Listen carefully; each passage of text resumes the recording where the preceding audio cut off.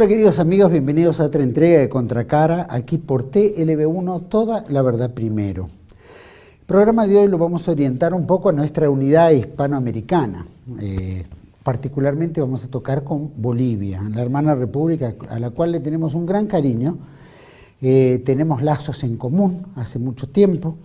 Estábamos ausentes en este canal, hemos tratado el tema de don Oscar Unzaga de la Vega, un gran pensador, un gran político boliviano. Hemos entrevistado a varias personalidades, hemos tenido también el mensaje de su secretario privado, hemos tocado temas que tienen que ver con la realidad boliviana, pero nos gustaría también seguir profundizando, especialmente este nuevo orden mundial o esta nueva globalización o gobierno único que se está imponiendo en toda nuestra América, ¿no? ¿Será que tenemos una gran debilidad hispanoamericana frente al mundo anglosajón que de alguna manera nos atropella? Pero también tiene que ver con los nacionalismos, cómo surgen, ¿no? Empiezan en algunas partes del mundo a resurgir una alternativa distinta, tal vez volver a una tercera posición que se nos fue arrebatada en una época frente a toda esta nueva mundo psicomarxista, llamémoslo, marxista liberal, ¿no? Capitalista, que se han dividido el mundo después de Yalta, pero que después impactó en todos nuestros países. Al mismo tiempo, esto también trajo en los últimos 20 años una especie de socialdemocracia. Esta socialdemocracia europea ha contagiado y ha minado toda nuestra América, ¿cierto?, que hace que los partidos en general sean subordinados a esa política mundialista, que también arrebata. Por un lado, volvemos en un progresismo de izquierda en lo cultural y un capitalismo de derecha usurero en lo liberal o en lo, digamos, del otro extremo. También los roles que tienen, ¿no? Cómo van funcionando estos nacionalismos que empiezan a resurgir nuevamente como una alternativa válida frente a las faltas de respuestas, a la falta de realidades que están acosando a todos nuestros países. También Bolivia está acosada en muchos aspectos, desde el punto de vista que se lo conoce como parte de un narcotráfico, esto que también conforma un estilo diabólico de comercialización que no es propio tal vez de exportación por Bolivia, pero sí hay intereses internacionales que también desean que este narcotráfico funcione de alguna manera, contagie a los países y envicie a todas nuestras juventudes y sociedades. También forma parte de esta desintegración, lo mismo que las ideologías de género, toda esta nueva onda que acosa a todos. Todos estos temas los vamos a atacar con un gran pensador, un gran analista de la metapolítica boliviana. Pero antes que nada, como siempre, les pedimos a todos nuestros amigos, seguidores del programa y de del canal TLB1, que ingresando a nuestra página pueden colaborar de alguna manera con la opción que usted pueda y considere. Siempre estamos agradecidos con los que lo han hecho y estaríamos mucho más agradecidos con los que muchos más nos acompañen. De la misma manera ofrecemos cursos de formación, que sepa. Los invito a ver esto. Bienvenidos a CEPA, Centro de Estudios del Pensamiento Americano. Nuevo sitio web de cursos de formación en política, filosofía, historia, literatura, geopolítica, religión, psicología y más. Cursos de formación que reflejan el verdadero pensamiento americano. Lo invitamos a elegir el curso de su agrado ingresando en www.cepa.la. Valiosísimos cursos, de verdad los recomendamos para que puedan ingresar y también colaborar, ¿no?, de alguna manera con los pensadores, con los que autodidactas, ¿no es cierto?, que han contribuido en ofrecer cursos dentro de su especialidad, su conocimiento, que creo que contribuyen a que todos podamos aprender un poquito más. Vamos de lleno a nuestro invitado. Para mí es un gusto compartir este programa con don Pablo Adolfo Santa Cruz de la Vega. Un placer, don Santa Cruz de la Vega, un gusto de tenerlo aquí en Contracara, en TLB1. Saludos, don Juan Manuel Suárez Pinto, a todo el staff de este grandioso emprendimiento llamado TLB1, toda la verdad primero. Es para mí no solo grato, sino todo un honor estar con ustedes en esta entrevista, para servirles. Muchas gracias. Quiero destacar que don Pablo Adolfo Santa Cruz de la Vega es analista en metapolítica, es fundador del movimiento veganista, obviamente es sobrino directo de don Oscar Únzaga de la Vega, un gran político, un gran analista, un gran nacionalista boliviano, muerto criminalmente y que quedó siempre en la duda esa muerte. Aparte, don Pablo Adolfo es investigador, es historiador, escritor, es artista, es licenciado en Derecho y tiene un posgrado en Educación Superior. Fue líder de opinión y sigue siendo líder de opinión en nuestra Hispanoamérica, particularmente en las temáticas que tienen que ver con la política, con la filosofía, y desde ya es un revisionista histórico. Así que nos va a poner al tanto don Adolfo, don Pablo, es un gusto, y me gustaría que me dé un pantallazo frente a esta introducción que hice relacionada a este mundo de la socialdemocracia que ha contaminado todos nuestros países y que fue una onda que ha venido de Europa de alguna manera y ha afectado a los nuestros. Pero también hay un resurgimiento de alternativas como es la tercera posición. ¿En qué postura se ve Bolivia en esto y ustedes particularmente como movimiento veganista? Muy bien, don Juan Manuel. Es evidentemente álgido tocar esta temática por el grado de confusión reinante. Sí, vamos a ver posturas de izquierda, de derecha, ambas igualmente sinárquicas, están sirviendo al mismo amo, y vamos a ver ese ping-pong. Vamos a ver en nuestra Latinoamérica a estas posturas encumbrándose en el poder periódicamente por turnos. Y eso significa que no pasa absolutamente nada en cuanto al resurgimiento de un verdadero nacionalismo. Sin embargo, hemos entrado en un proceso histórico bien interesante. De repente, toda Latinoamérica se vio copada por los pensamientos de izquierda, el nuevo socialismo del siglo XXI, entre comillas, y ese proceso se agota, se está agotando. Y vamos a ver otra vez el resurgimiento, ¿no?, de aparentes posiciones de ultraderecha, entre comillas, atacadas o etiquetadas así por la sinarquía internacional y sus medios de comunicación. En Brasil hace poco, el gran repunte del candidato ultraderechista, xenófobo, racista, como lo han llamado, antisionista, ¿sí?, siendo atacado en los medios, Bolsonaro, ¿no? Entonces, en ese sentido, aquí en Bolivia, ¿qué es lo que está ocurriendo? ¿Qué fenómeno vamos a ver aquí con el tema del resurgimiento del nacionalismo? En este proceso histórico, yo quiero traer acotación, y ustedes lo deben conocer muy bien. Alguna vez oí a Adrián Salvucci mencionar a este gran pensador argentino. Estamos hablando de Norberto Ceresol. Aquí Norberto, tenemos un grande. Ha hecho trabajos extraordinarios. Como por ejemplo este libro, que nosotros lo tenemos como el más importante de su obra, que ha debido ser muy extensa, lamentablemente no se conoce en Latinoamérica, La falsificación de la realidad. Este señor aquí está posando con uno de los paradigmas, ¿sí?, modelos de ejemplaridad de la nueva izquierda del siglo XXI, un personaje muy relevante, este señor Hugo Chávez Frías, ¿sí? Norberto Ceresole asesora a Hugo Chávez Frías y cambia la visión de esa nueva izquierda hacia un antisionismo, algo realmente creo importante, porque aquí en Bolivia podemos achacar de todo a Evo Morales, pero no podemos decir que Evo Morales juegue con el sionismo. No juega con el sionismo, más bien tiene una postura antisionista.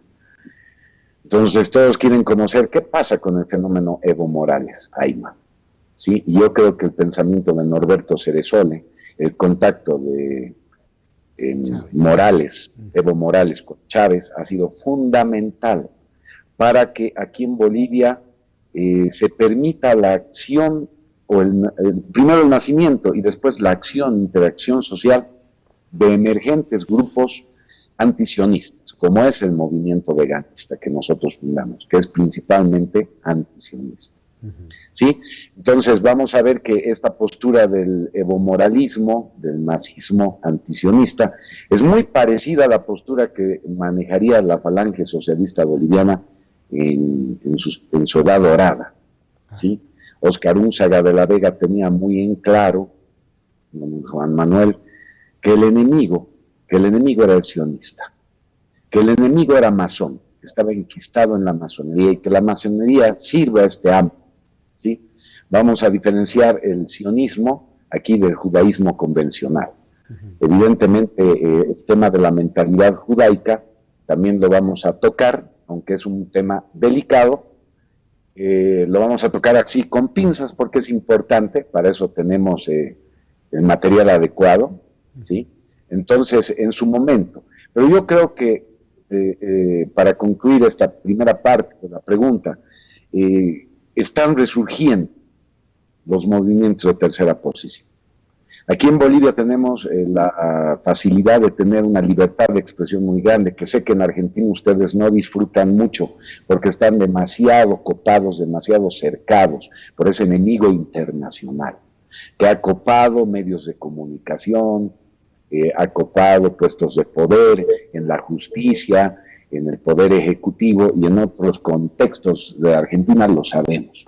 Entonces, aquí en Bolivia, gracias a esa coyuntura antisionista que rige la política exterior de Evo Morales Ayma, alianza con los países antisistema como Irán, China, ¿sí? En algunos aspectos, el mundo árabe, ¿sí? Vamos a tener a Hamas, Hezbollah como importantes pilares antisionistas en el conflicto en Oriente Medio, hace que en Bolivia exista la posibilidad de poder difundir información importante, emerger movimientos nacionalistas, porque no, los nacionalismos aquí en Bolivia no nos metemos en la política coyuntural convencional.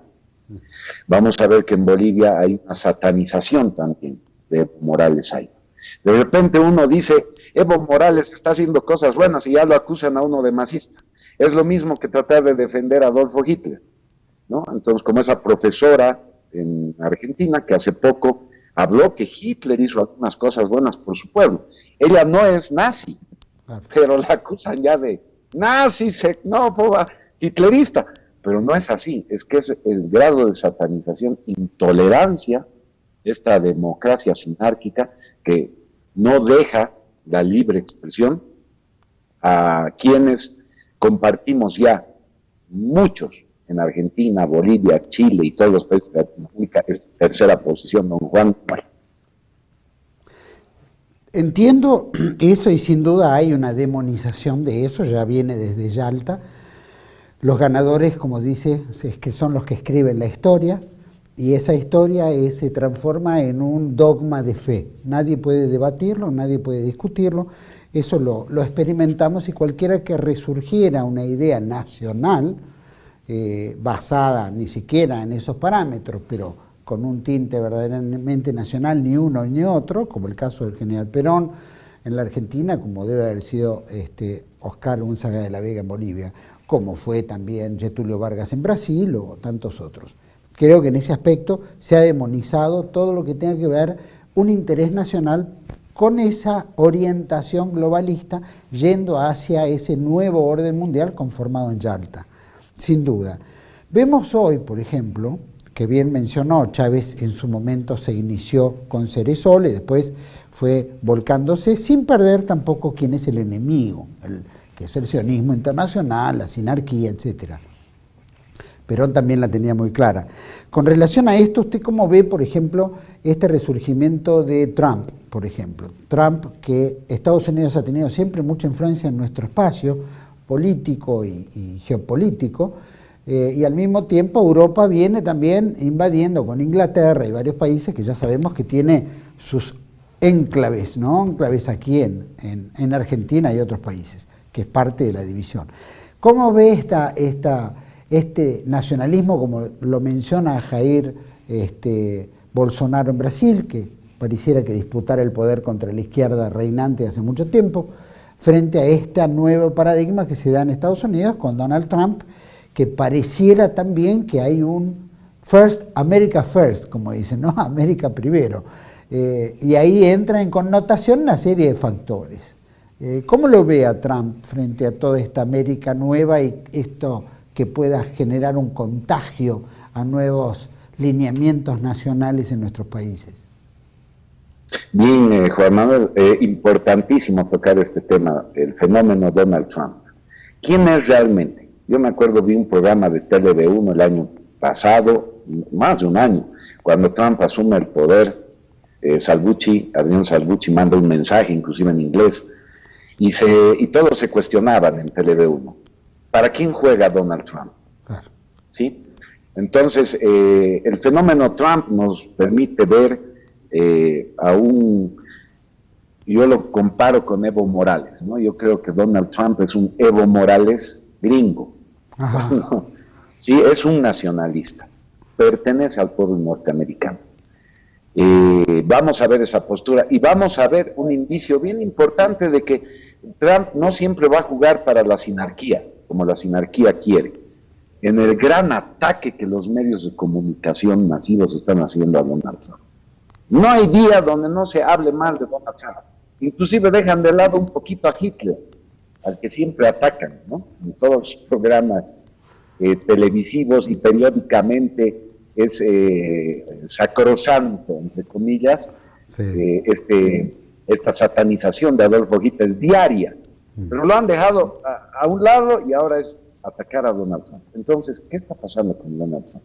Realmente, muchos norteamericanos se han dado cuenta de que existe un Estado profundo que gobierna a los Estados Unidos con élites enquistadas en muchos puestos de poder. Estamos hablando de los mismos servicios de inteligencia, industria de armamentos, el Consejo de Relaciones Exteriores. Desde un principio hemos visto a Trump rodeado de sionistas, de los mismos sionistas de siempre, pero es que el hombre está cercano.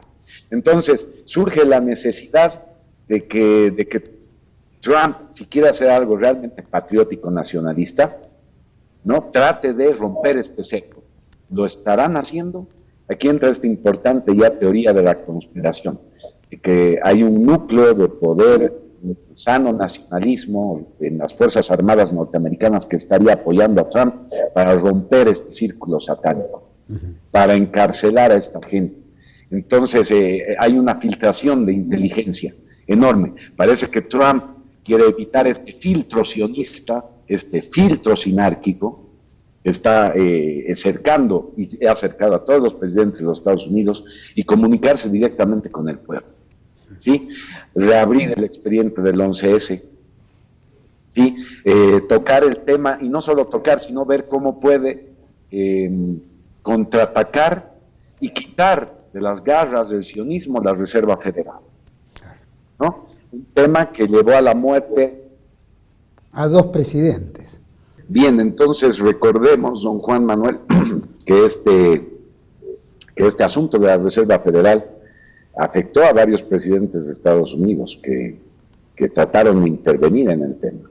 Presuntamente Kennedy, que fue asesinado por ese motivo. Vemos a un Ronald Reagan que casi es asesinado por la misma razón. Y un escándalo sexual enorme que le plantaron aquí en su momento. Entonces, es evidente que hay que usar otra estrategia que Donald Trump no la tiene sencilla. Muchos presumimos que es sionista Donald Trump, que sirve al sionismo, pero ¿qué le quedaría a un presidente de Estados Unidos completamente cercado para poder operar si no fingirse sionista? Hay la posibilidad de que Donald Trump tenga el apoyo de fuerzas sanas nacionalistas enquistadas en las Fuerzas Armadas de Estados Unidos, en muchos sectores conservadores de Estados Unidos, tradicionalistas, nacionalistas, y van a dar un golpe a la sinarquía, es lo que se está barajando ahora. Imagínense lo maravilloso sería lo maravilloso que sería que esto sea verdad, ¿no? Que más allá de la especulación conspirativa, este proceso de recuperar la soberanía de Estados Unidos para los verdaderos norteamericanos y librarse de este Estado profundo, sionista que está gobernando Estados Unidos. ¿Usted cree que QAnon o el Q, esa famosa movida que hay Q, tiene que ver con este proceso? ¿Están los militares atrás? ¿Es el mismo allegados a Trump o es el propio Trump? Parece que sí. O sea, todo indica que se está preparando un golpe grande contra estas fuerzas satánicas que están gobernando Estados Unidos. No por nada se está filtrando esta información, se está preparando al público. Como bien dice Adrián Salvucci, yo recuerdo el programa, cuando se produce el atentado de las Torres Gemelas, este grupo de poder que lo orquesta en una falsa bandera, declara la guerra a toda la humanidad. Hermosas palabras de Adrián Salvucci. Todos pasamos a ser terroristas en nuestros propios países, en nuestros propios aeropuertos, ¿sí? Que se construyen con los impuestos, y para viajar internamente a nuestras regiones. Somos requisados todos como si fuéramos terroristas y se nos quita un corta uñas. Entonces, todo este estado de cosas, esta guerra que ha declarado el sionismo mundial, este satanismo globalista a toda la humanidad, para justificar una estrategia geopolítica genocida en Oriente Medio, genocida en Europa con inmigración de pueblos completamente halógenos al tradicionalismo y al biotipo racial de los europeos, ¿no? Se está cometiendo un crimen de lesa humanidad. Bueno, todo esto que está siendo impulsado por estas cúpulas de poder satánico, sionista, en fin, de repente va a ser contraatacado con las mismas armas. Si son tribunales militares los que están ahorita con la potestad en Estados Unidos de meter a terroristas a la cárcel o ejecutarlos, entonces estos sinárquicos, estos Kissinger, estos consejos de relaciones exteriores, estos sionistas enquistados en el poder de Estados Unidos, son los terroristas más grandes que ha conocido la humanidad y también pueden ser objeto de, en este caso, represión militar por estos tribunales militares.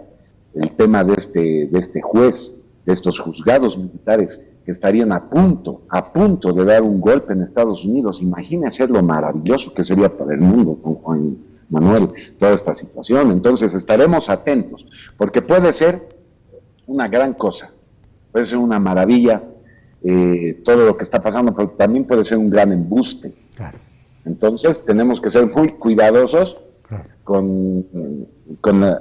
claro, analizar profundamente lo que está pasando, el fenómeno Donald Trump, no de buenas a primeras juzgarlo como sionista o como nacionalista. A un presidente como Donald Trump o a cualquier otro agente, como Bolsonaro en Brasil recientemente, se lo tiene que juzgar por sus actos, porque, claro, el poder sionista, las agencias de inteligencia, Mossad, Shin Bet, etcétera, están ahorita pululando en estos centros de poder que estamos viendo en Brasil, en la Argentina. Entonces tenemos que ver con buen ojo todo lo que está sucediendo. Eso puede ser, licenciado, en una especie de discrepancia interna entre sionistas, porque por un lado uno entiende esta temática, pero bueno, Bolsonaro de alguna manera se siente muy identificado a Israel. De hecho, niega al pueblo palestino su propia existencia porque lo considera tan terrorista y bueno, su simpatía hacia el Estado de Israel ha manifestado que tal vez transfiera su embajada de Tel Aviv a Jerusalén. Lo mismo ha hecho Donald Trump, de alguna manera tiene un acercamiento con Netanyahu, tienen unos vínculos que parecieran mucho más estrechos de lo que uno se imagina. Pero al mismo tiempo estamos viendo que en esos círculos internos también hay convulsión. ¿Esto qué es? ¿Un enfrentamiento? ¿Qué es? ¿Un doble discurso? ¿Cómo se lo entiende?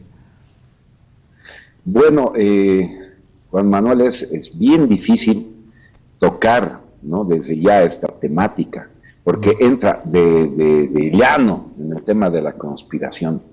¿no? Y solo podemos especular. Por eso necesitamos muchísima más información para poder distinguir a los enemigos de los amigos. Claro. ¿No? Por ejemplo, Donald Trump, si tiene esta postura antisionista y la está escondiendo y está a punto de dar un golpe al sionismo internacional, inclusive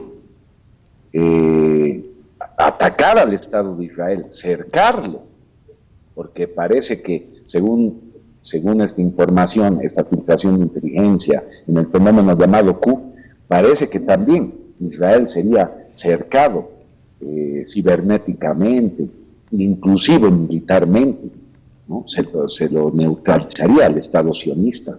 ¿Estará preparando realmente Donald Trump una operación de esta naturaleza? En ese sentido, sería evidentemente una lucha entre la mafia házara, ¿no? Y la mafia, ¿qué podemos llamarla? Askenazi, ¿sí? O llamar la mafia sefardí, ¿sí? Entonces ¿quién ostenta el título del principal foco del rabinato del sionismo internacional? En fin, son preguntas que nos podemos plantear y necesitamos mucha información para atar estos cabos. Entonces creo que es pertinente, Juan Manuel, hablar de algo muy importante. El misterio de Belicena Vilca.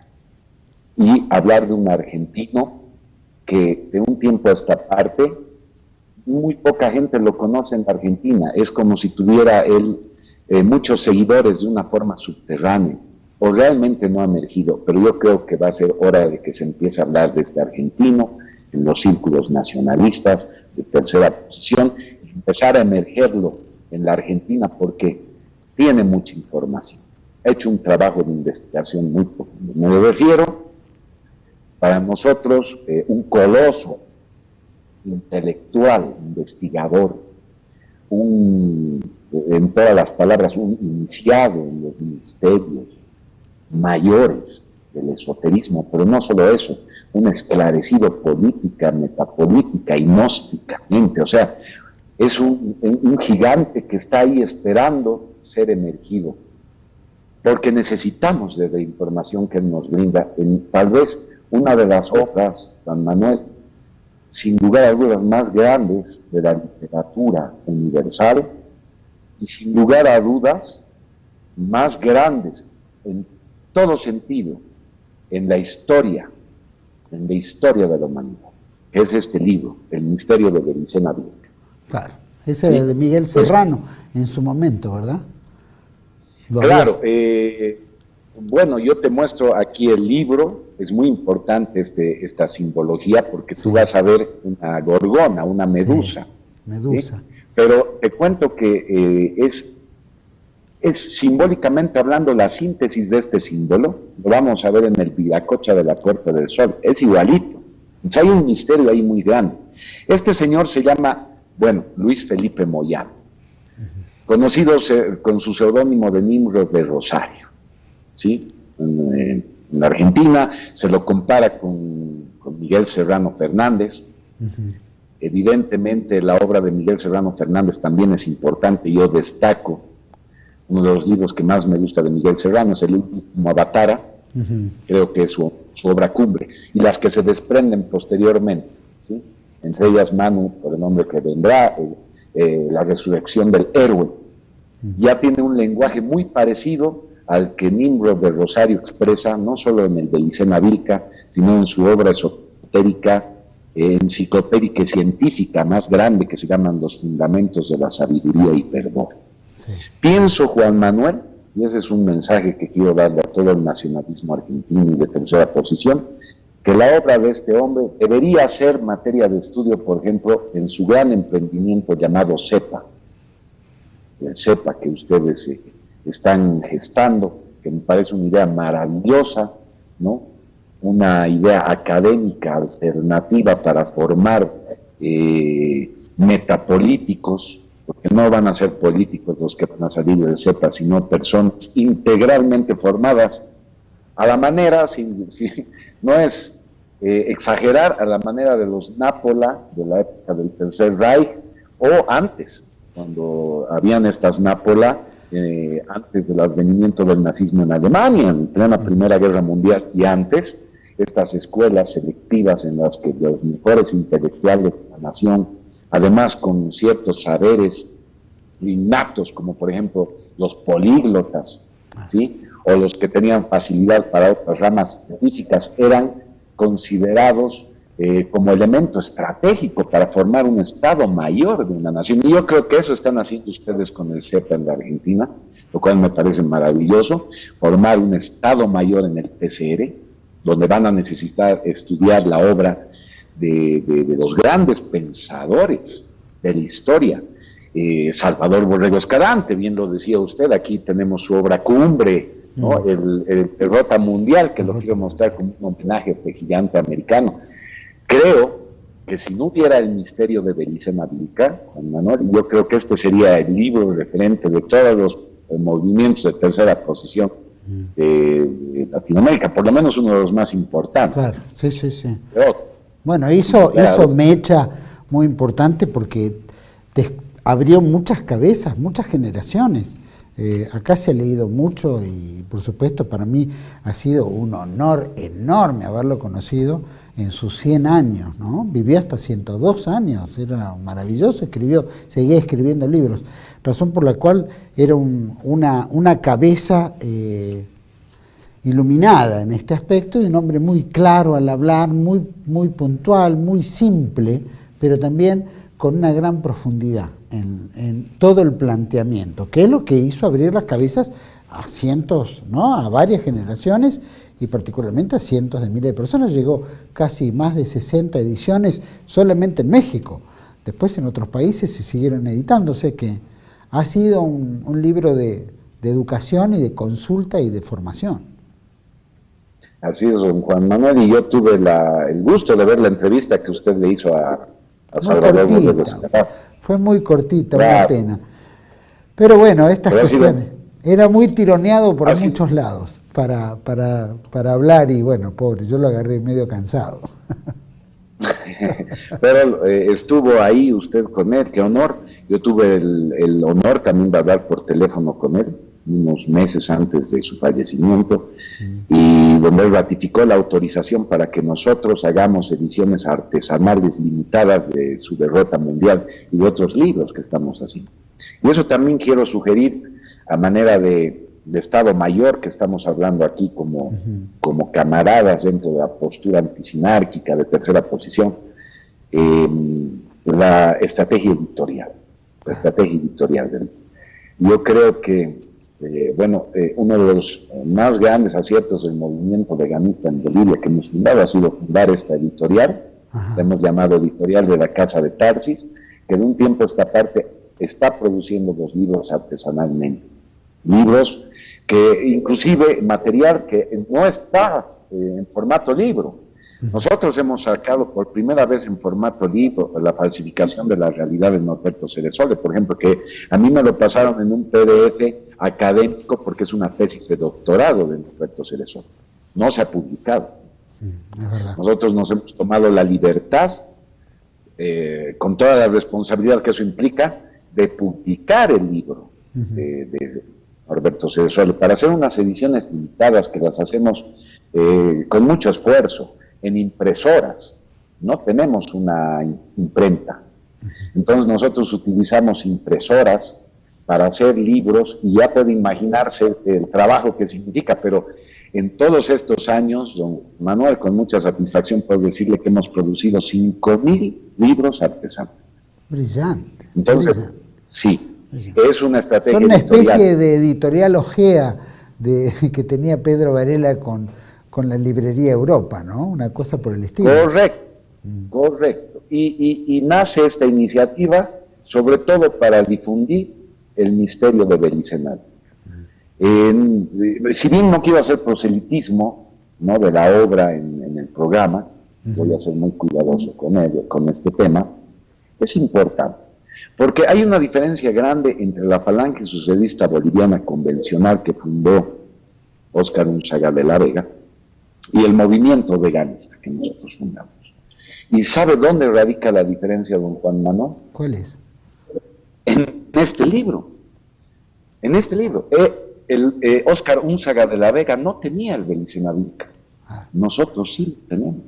Entonces, por eso Óscar Únzaga de la Vega, con su gran intuición espiritual, llega tan lejos, pero no le alcanza.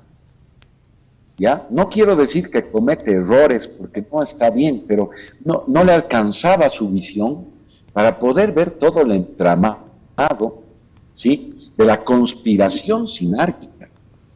Él lo intuyó, lo vio. Su madre jugó un papel muy importante, doña Rebeca de la Vega, para que él pudiera cuidarse de este elemento sionista. Vamos a llamarlo judaico-sionista, porque también el masón no es precisamente judaico, pero es sionista, ¿sí?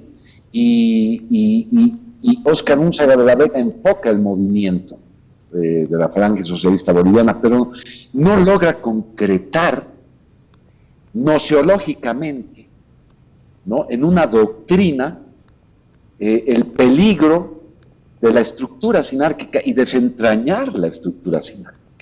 ¿Dónde está enquistada la sinarquía?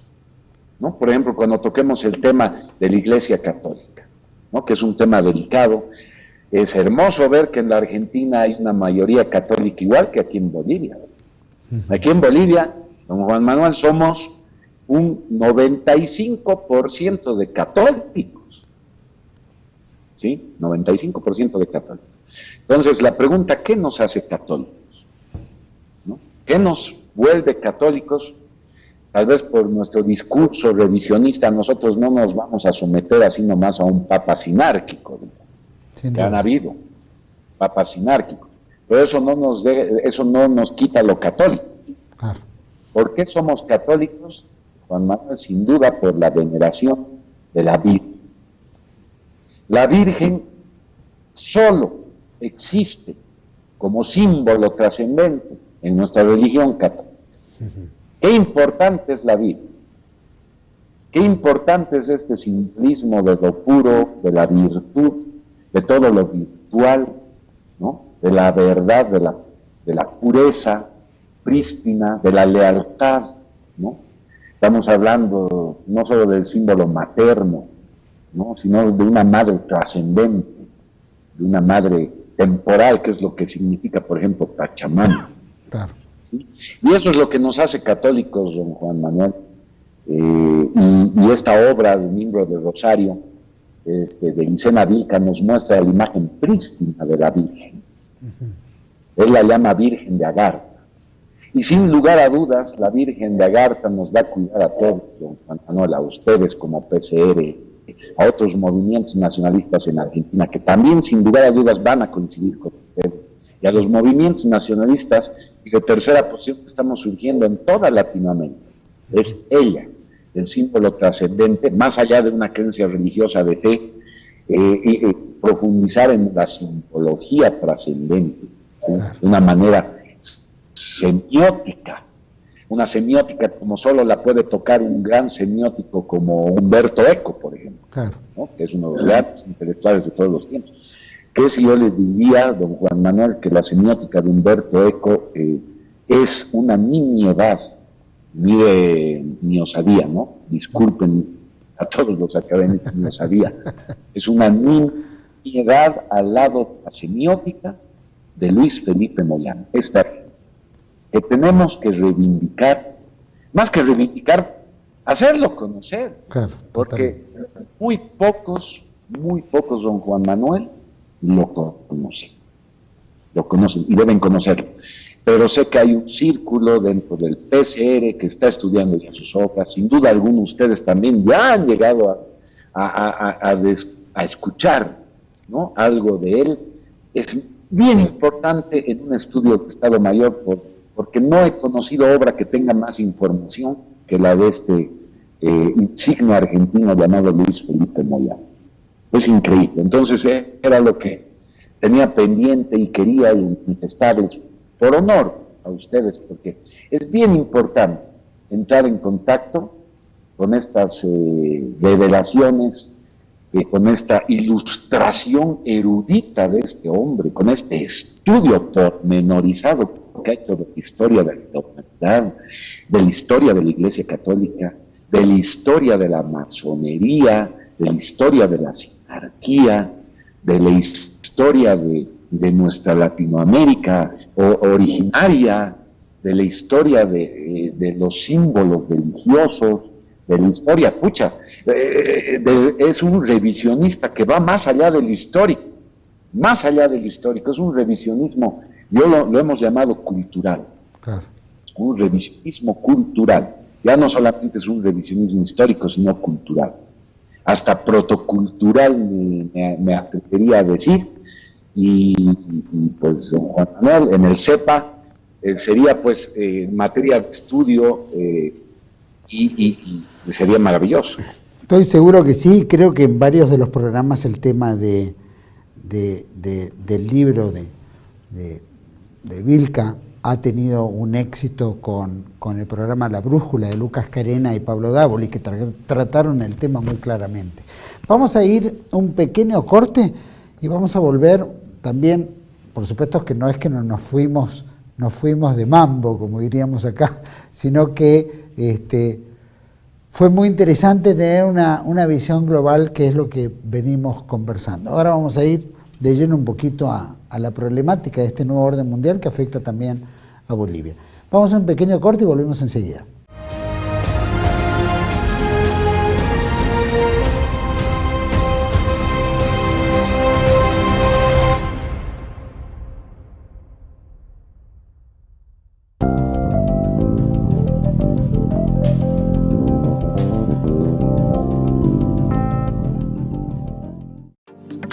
Bienvenidos a CEPA, Centro de Estudios del Pensamiento Americano. Nuevo sitio web de cursos de formación en política, filosofía, historia, literatura, geopolítica, religión, psicología y más. Cursos de formación que reflejan el verdadero pensamiento americano.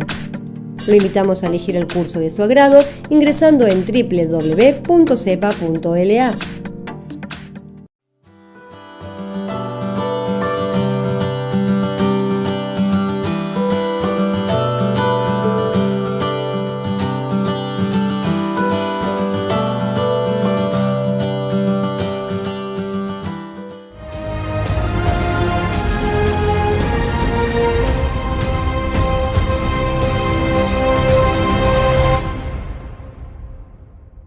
Bueno, continuamos en este segundo bloque, largo por cierto, pero valiosísimo, con don Pablo Adolfo Santa Cruz de la Vega.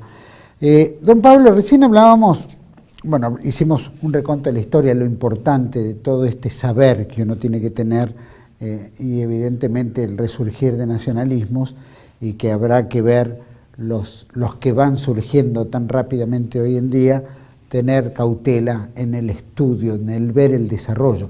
El general Perón tenía una frase que decía, para ver de qué lado renguea hay que dejarlo caminar, ¿no? Esto es un poco para saber qué efectos puede tener sobre la marcha. Pero, por ejemplo, en todo esto que entendemos que también es diabólico, un poco lo que viene de este nuevo orden mundial, de la globalización, que es estos grupos que tienen que ver con la ideología de género, el aborto, en fin, ¿no? La educación sexual que quieren sobre los chicos. Quiero saber si en Bolivia esto se está dando de alguna naturaleza, si hay algún tipo de planteamiento a nivel gubernamental, si esto es un efecto que está haciendo mecha ahí o no. Muy bien, don Juan Manuel, excelente abordar el tema, y como dijo al grano, como dijo el dermatólogo, ¿no? Sí.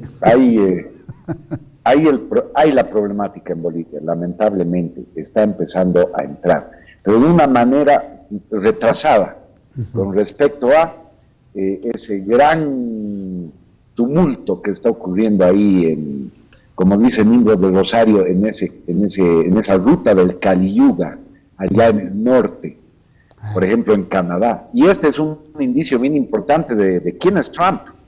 ¿Por qué Trump se negó a hablar y a tener una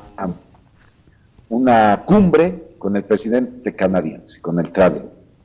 ¿Por qué? Por este tema. Entonces, esto habla muy bien de Trump, porque Trump realmente está degenerando a su pueblo, y se han abierto a estas absurdas leyes de género en Canadá de una manera, pero ya aberrante. Perversa. Entonces, Sí. de esa manera todavía no ha entrado en Bolivia, pero está empezando a entrar. ¿Por qué? Por la desinformación de la gente. Vamos a ver que esta corriente de género es impulsada desde centros de poder sinárquicos. La ONU es una instancia sinárquica, está apoyando la teoría de género. Un sinfín de ONGs, grandes magnates sionistas, como por ejemplo George Soros, ¿sí? Sí, Rockefeller con el Memorándum 200, es decir, está todo ahí, ¿no es cierto? Todos los principales financistas y promotores. Ustedes en Argentina la están sufriendo. Ustedes en Argentina la están sufriendo en grande, han tenido una victoria, espero que no sea efímera, con el tema del aborto, ¿sí? La despenalización. Se ha impuesto, bueno, la coherencia. Necesitamos argentinos, porque la Patagonia está deshabitada y se la están agarrando. Entonces, ¿cómo vamos a promover el aborto? ¿No? Aquí ocurre algo similar. Están queriendo entrar estas corrientes, ¿sí? A través de incautos, o por ejemplo, vamos a tener un gobierno municipal que es independiente en nuestra estructura estatal a el Poder Ejecutivo Central. Es autónomo. Este gobierno municipal de La Paz está gestionando créditos con instancias sinárquicas, como por ejemplo el Banco Mundial. Y el Banco Mundial les dice muy bien, tienen el crédito, pero me introducen esta agenda de género y la están introduciendo. Ya, y sin consultar a la población. Entonces tenemos que alertar sobre el tema. ¿Quiénes están usando estos colectivos para fines políticos? ¿Quiénes están socializando un tema íntimo de la sexualidad? O sea, es una manipulación. Porque siempre han habido homosexuales, pero en privado, y no ha habido problemas. ¿Por qué se pretende ahora hipersexualizar a la juventud, a la gente?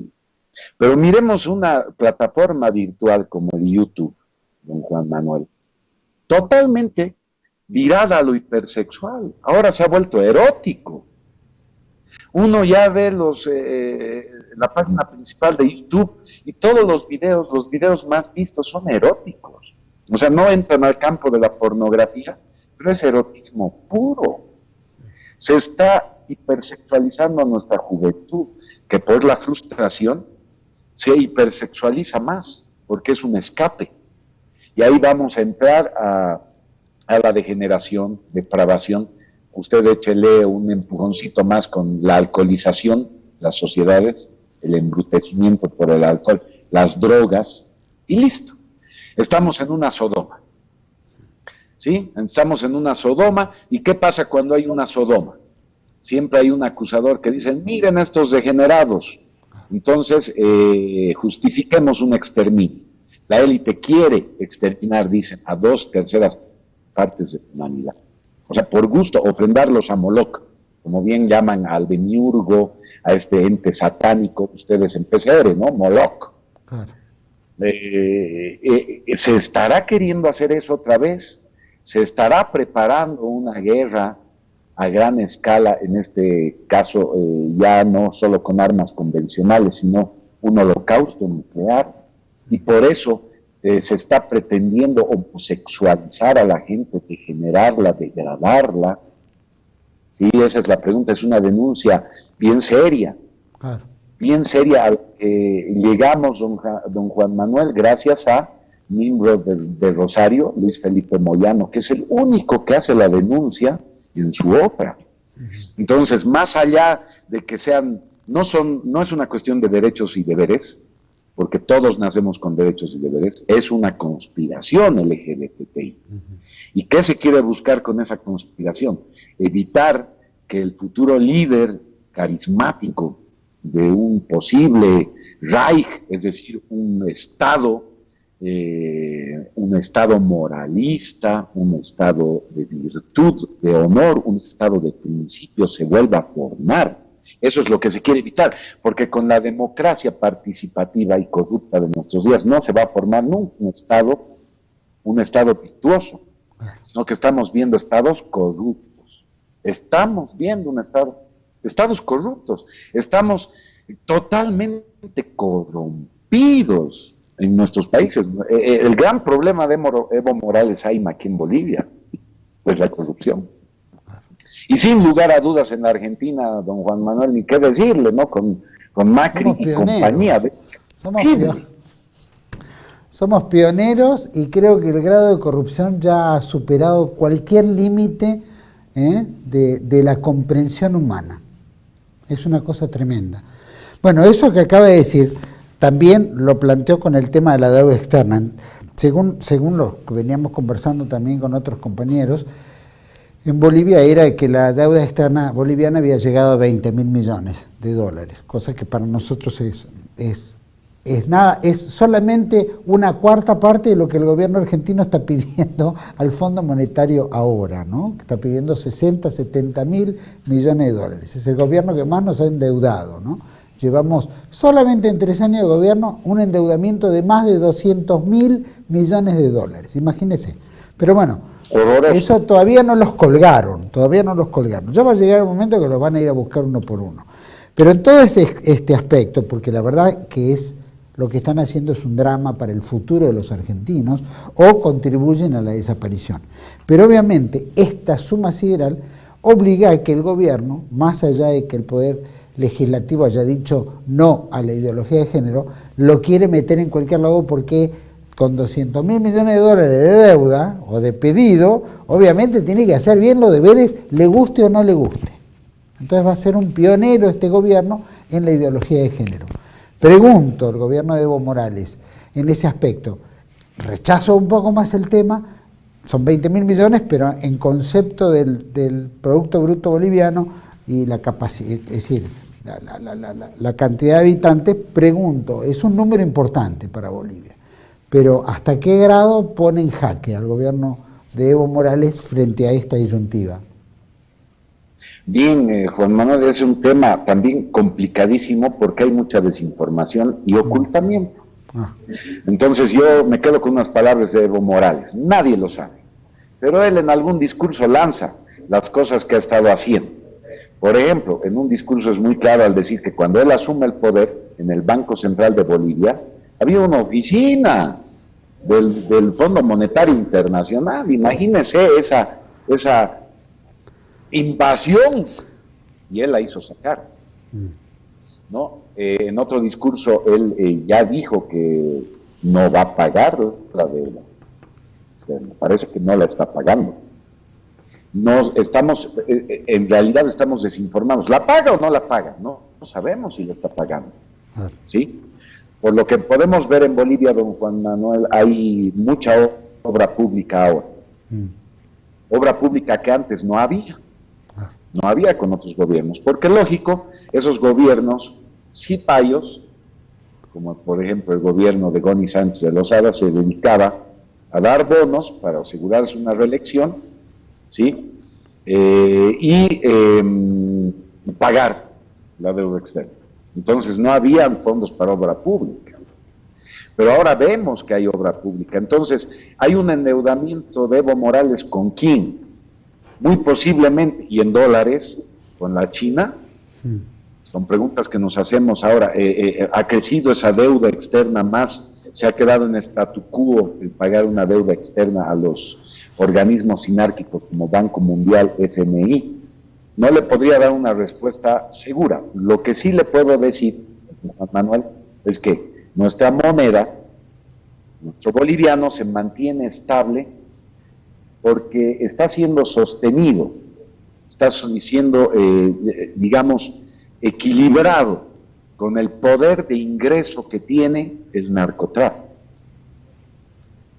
Sí, estábamos viendo el tema del narcotráfico, que se quiere estigmatizar a los bolivianos como narcotraficantes, pero también es un acicate para evitar que el boliviano pierda credibilidad y se ha sustituido ese papelito que nosotros llamamos boliviano por otro papelito igualito llamado dólar, que no sabemos qué lo sostiene porque ya no se está emitiendo dólar valor oro, ya no se emite. Entonces, arbitrariamente esa moneda de repente funge como la única moneda fiduciaria que existe. Todo el mundo confía en el dólar, pero nada lo respalda. Claro. Y de ahí que la idea del PCR, la idea que ustedes están promoviendo de la moneda libre y soberana es válida, don Juan Manuel. ¿Por qué nuestro peso argentino se vuelve papel y el dólar, que es papel, no se vuelve papel? O sea, ¿por qué? Claro. ¿Qué ley hay para establecer ese argumento? Bueno, ellos dicen, entonces, en Dios confiamos, ¿no? O sea, queda en una cuestión espiritual, nada más. Cada uno le da el valor que quiere. Nosotros queremos darle el sentido en el valor trabajo, no en el valor de una tasa de interés generada por circunstancias de la usura internacional o de la finanza, que a final de cuentas le pone el valor de acuerdo a su capacidad de repago, su habilidad de riquezas, y no en el valor trabajo. Correcto. Don Juan Manuel, ustedes no deberían haber sufrido esa devaluación del 50%. ¿Qué tiene el peso argentino que no tenga el dólar? Por favor. Entonces, ahí uno ve no solo la incompetencia de Macri, sino su ignorancia. ¿Cómo no defender su peso argentino? ¿Por qué el peso argentino tiene que ahora valer, haberse devaluado 50%? ¿Por qué? ¿Por qué ley? Entonces ahí hay un factor de enriquecimiento ilícito con estos fondos buitre, con estas deudas con interés compuesto, contraídas con capitales que no son de Estados Unidos, ni son capitales lícitos, son capitales de banqueros internacionales, capitales con los que están negociando préstamos compuestos con usura, ilegales. Entonces, ¿eso lo sabe Macri o no lo sabe? Yo pienso que Macri es un ignorante. Yo creo que no es un ignorante, creo que es un servicial al poder del dinero mundial y no es nuestro. Simplemente está colocado ahí por los grandes poderes para que cumpla la función que ellos quieren. Contra el pueblo argentino, contra los ideales del pueblo argentino, pero sí con un buen discurso simpático para que la gente de la clase media boba lo compre y esté feliz. Es lo que llamamos el globo amarillo. Ellos tomaron como un color el amarillo y bueno, y siempre tenían globos de festejo, ¿no? Cada triunfo. Bueno, es solamente un globo, no tiene contenido, solamente un aire vacío que no demuestra nada.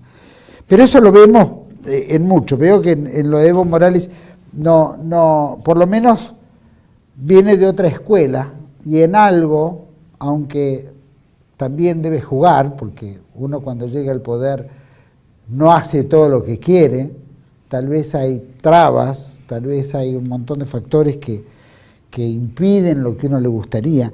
Pero en el caso, por ejemplo, recién mencionaba el narcotráfico, ¿no? Sabemos que la DEA está detrás de todo, que genera cuotas, que este pasa, este no pasa, o pasa tanto y no pasa lo otro.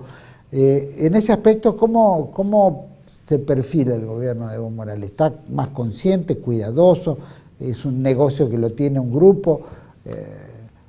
¿Hay crimen organizado basado en este narco mundo y terrorista? Es otra temática álgida, la del narcotráfico, y es un fenómeno aquí en Bolivia que tiene otros parámetros diferentes a cómo se está englobando esta problemática, por ejemplo, en México, que está tan cerca de Estados Unidos, donde las mafias... Los carteles, esos son tremendos. Los carteles de drogas son realmente ya... sanguinarios. Es un problema que se ha salido de las manos. ¿Sí? Entonces, claro, están haciendo luchar a los carteles mexicanos entre ellos, para solitos, los de la DEA, aprovechar en Río Revuelto, ganancia de pescadores, ¿no? Sí. Entonces la DEA es la que está llevando adelante su negociado con las drogas, haciendo pelear a los carteles mexicanos. Como bien decía Salvador Borrego Escalante, una guerra que no le corresponde librar al ejército mexicano contra su propia gente, aunque sean traficantes, ¿sí? Porque no hay una política nacionalista. Si bien por el cerco financiero sinárquico vemos el fenómeno de que muchos nacionalistas van a usar el tema del narcotráfico para poder financiar, ¿sí? Entonces, en una guerra contra la sinarquía, ¿es válido eso? ¿Hasta qué punto nosotros lo podemos juzgar? ¿Sí? Es bien delicado el tema, pero el que ha promovido el narcotráfico a gran escala, ¿sí? En nuestros países, en Bolivia, por una razón de estrategia para romper este cerco sinárquico, digamos, de la usura internacional que nos impide poder autofinanciarnos a un nivel normal, porque si uno tiene poder sobre su moneda libre y soberana, Juan Manuel, nosotros podemos financiar lo que queramos. Ese es el poder real de la moneda.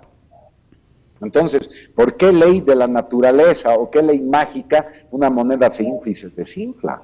Claro.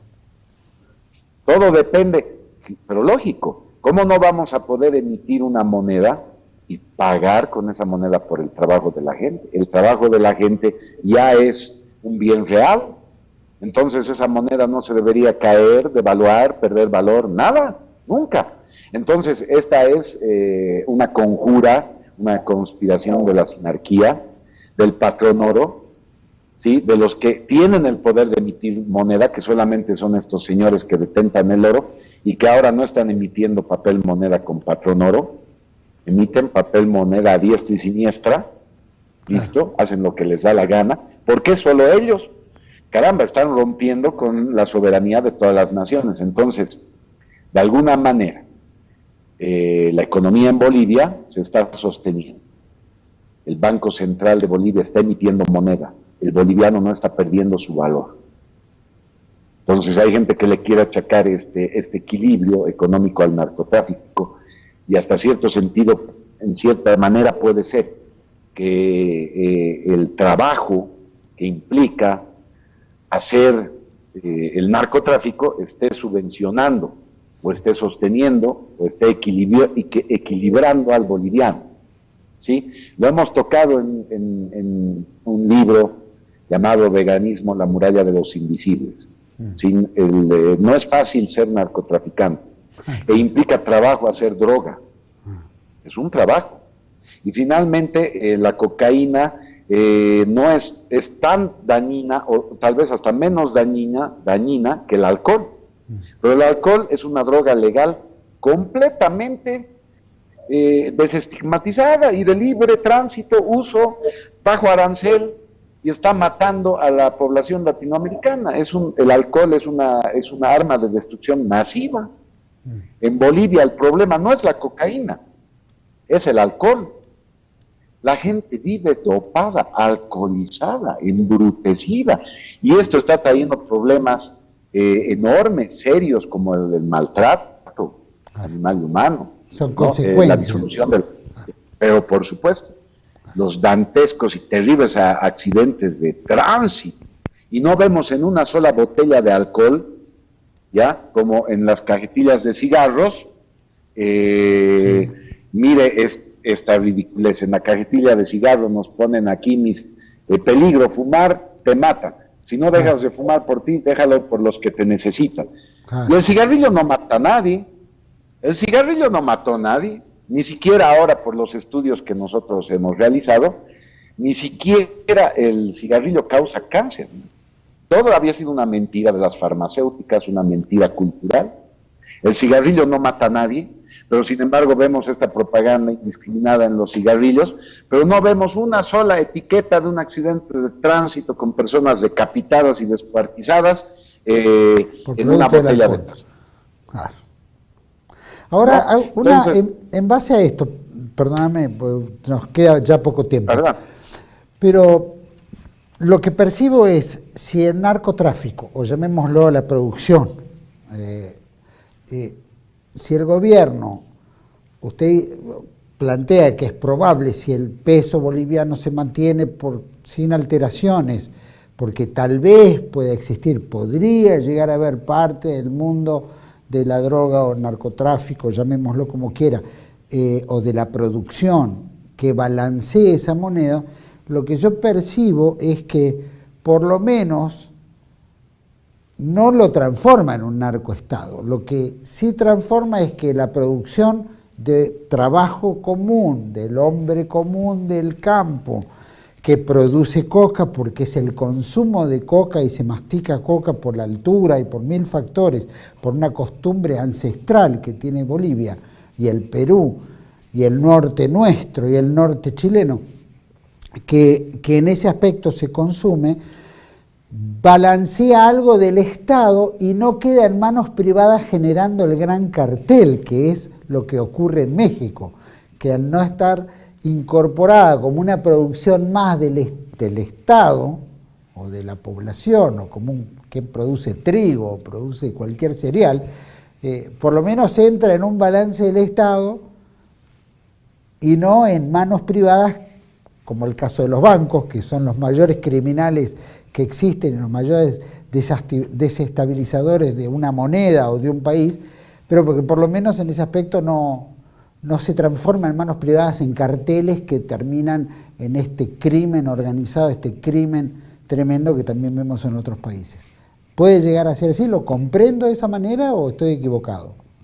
Sí, está muy bien su intuición, don Juan Manuel, por ahí va la cosa. Vamos a ver en Bolivia un tradicionalismo en la producción de coca. Y volver la cocaína no implica un daño, ellos no están sintiendo que están haciendo un daño moral. Como le digo, don Juan Manuel, la cocaína no es tan letal y tan dañina como el alcohol.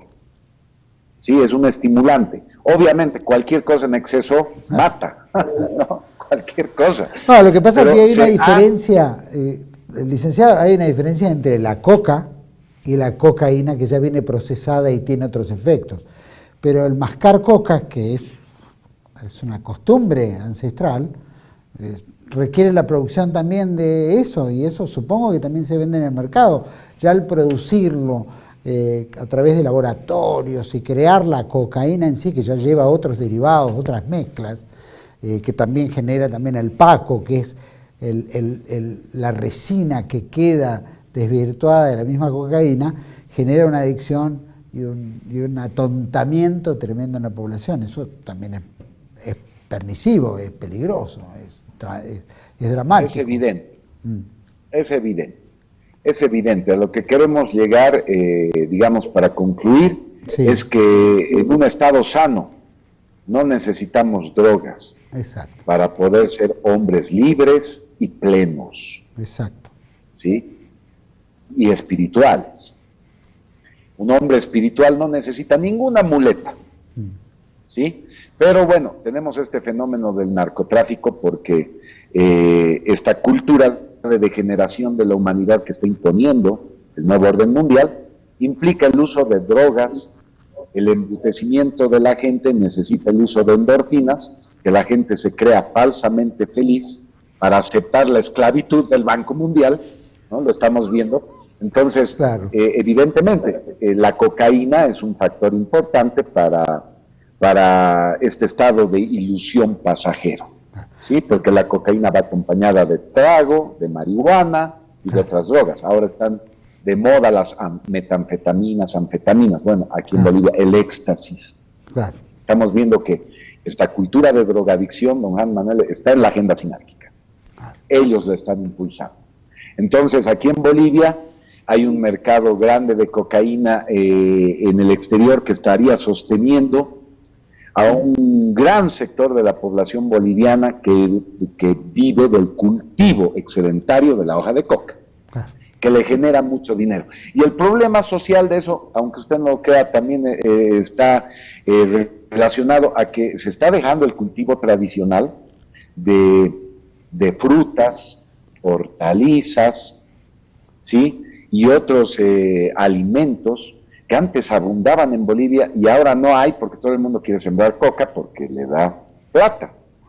Eso tiene que ver, es un gran problema. Aparte, ahora tenemos que importar. Claro, pero generalmente se utilizaba más para exportación, por eso digo, la DEA como control norteamericano también no es el que prevé, se priva o cierra los mercados para que no entren en los Estados Unidos, sino se transforma en una reguladora, ¿no? Puede entrar tanto. Correcto. Esta cuota tiene Bolivia, tiene Colombia, tiene Argentina, tiene...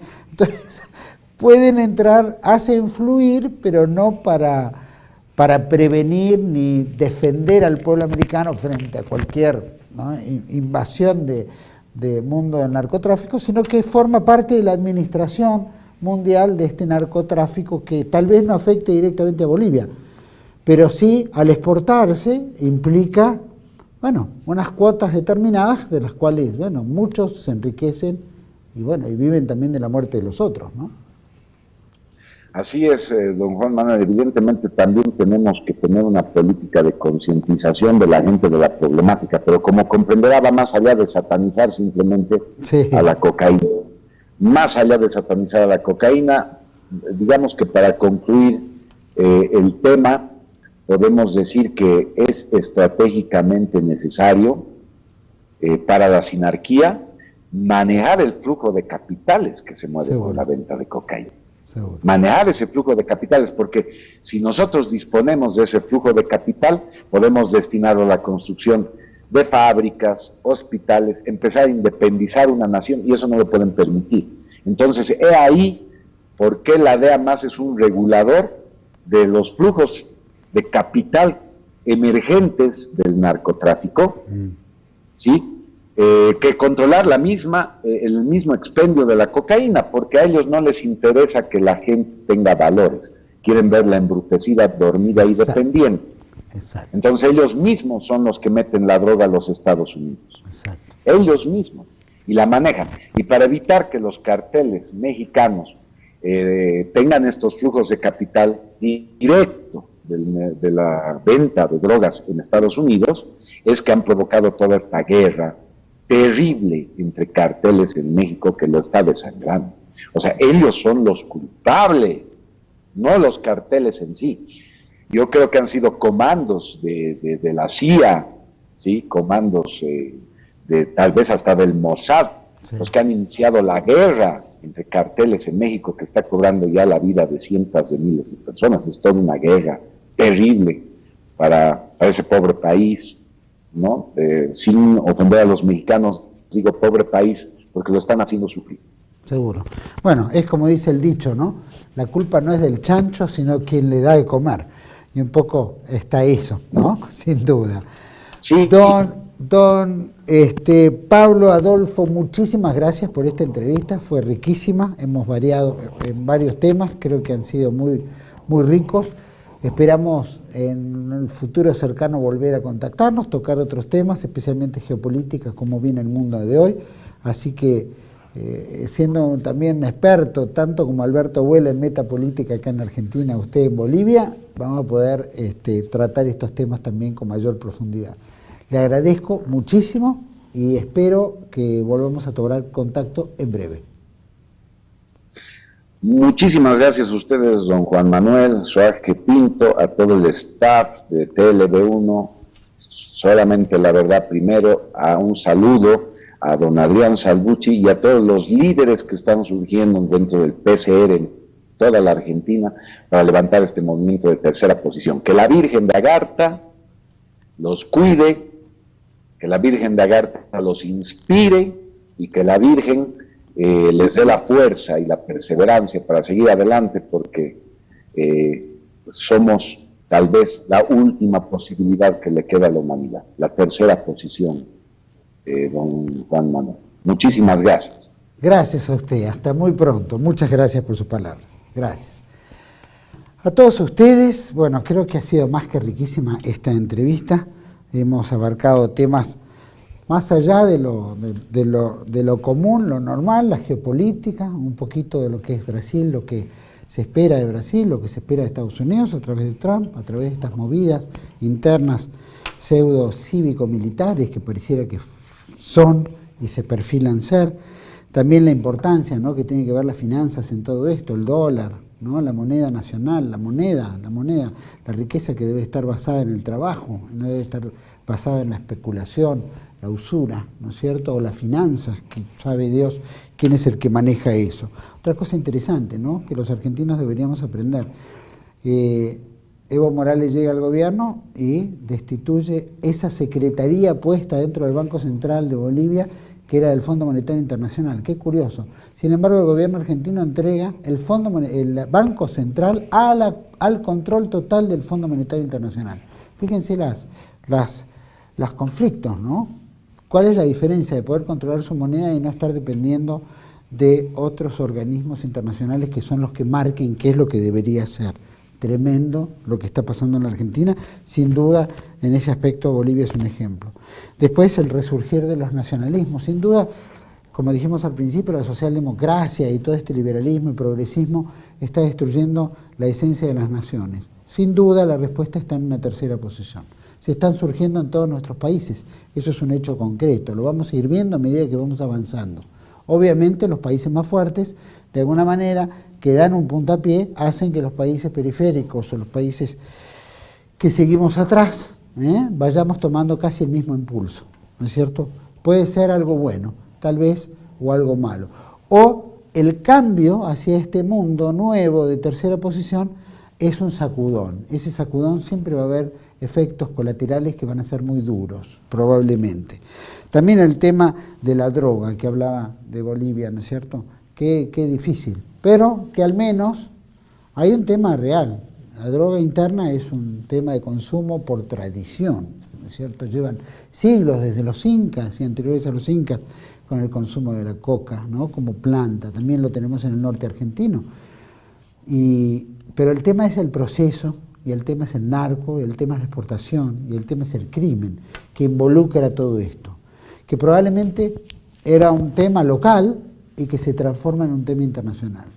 Y lo mismo que la ideología de género, lo mismo que todo esto que perturba a las naciones en su propio desarrollo dentro de su propia identidad, crear su propia especie y en su propia especie tener todas esas tradiciones, esos valores, esa trascendencia que le da no solo el país de arraigo, sino la espiritualidad misma, ¿no? Hablaba de la Virgen como acompañamiento, la Madre de nuestro Señor Jesucristo, ¿no? Esa esencia fundamental. Nosotros que somos un país mariano, aunque lo nieguen muchos, somos un país mariano, somos un país católico como Bolivia, como toda Hispanoamérica. Simplemente que se quiere tergiversar, se quiere mundanizar al hombre y dejar su esencia espiritual de lado. Y en realidad nosotros somos trascendentes de acuerdo al trabajo que hagamos, al esfuerzo que pongamos, hacia la dirección que vamos, y no debemos perder el GPS que nos lleve a esa santidad. La santidad estamos hablando de la trascendencia, y de la espiritualidad que tenemos que tener todos para el buen combate. Porque hay algo más allá que no está acá, y debemos perseguirlo por enaltecer al hombre, enaltecer nuestro trabajo, nuestra función en la tierra, para esa grandeza celestial al cual estamos predestinados a ser. Los esperamos en otro riquísimo programa de Contracara, aquí por TLB1, toda la verdad primero. Gracias.